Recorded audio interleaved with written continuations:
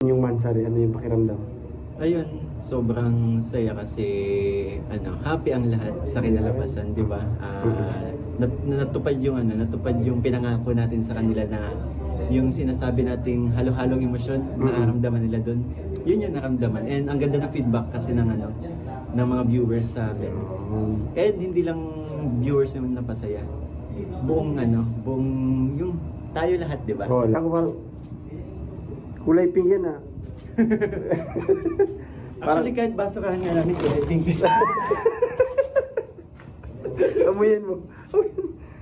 Baho. Aray ko! Kasalanan mo kasi. Alam mo basura. Kanina to.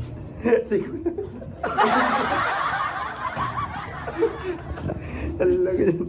Ay, ano ko lang, parang manunuyo ngayong Sunday.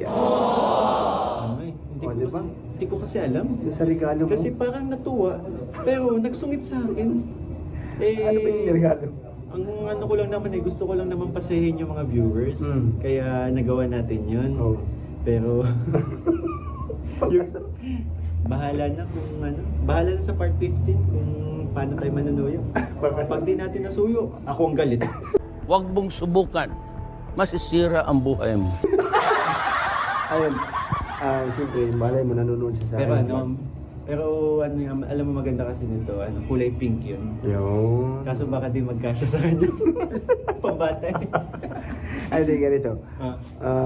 Malay mo, napapanood niya itong vlog ko. Ano masasabi mo sa kanya? Masasabi ko, kung nanonood siya dito, Oo. Krista, kung nanonood ka, gusto ko lang sabihin na miss na kita. Miss na kita.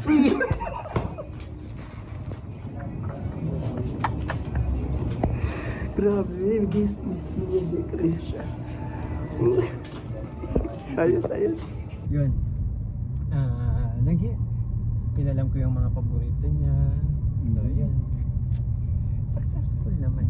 Yun, grabe guys, parang nakakita. Kaya mas sa akin yung yung eagerness na suyuin siya. Kaya hindi tayo kinabahan.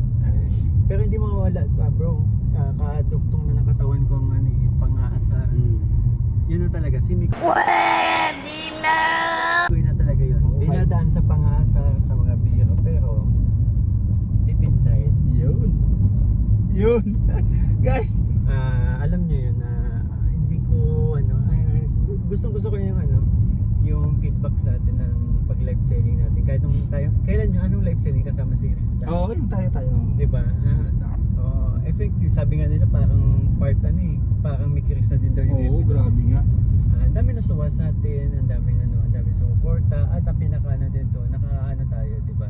Na sold out natin, nakaubos tayo ng pati yung mga premium, yung mga Grabe. high-end items, grabe, sobrang saya ko. And pati kayo, isa din kayo sa mga reason kung bakit naging masaya yung vlog eh. Diba? Siyempre, dahil naasar. Kasi ako din dati na mahilig ako makasar eh. Pero tawag dito, crush ko yung inaasar ko.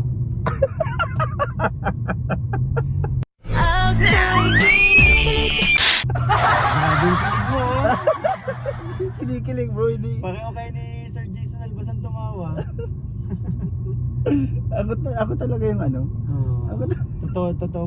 Kagabi nga nanonood ako, nakahiga na ako. Grabe yung ko, yung parang kung may video nga na ulit dun. Yun na nga, parang kung may video nga na ulit dun. Yun na nga bro, na sabi ko, ganyan nagsimula yung lolo at lola ko eh. Aray ko! Sa pang-asaran bro. Di ba nga may kasabihan?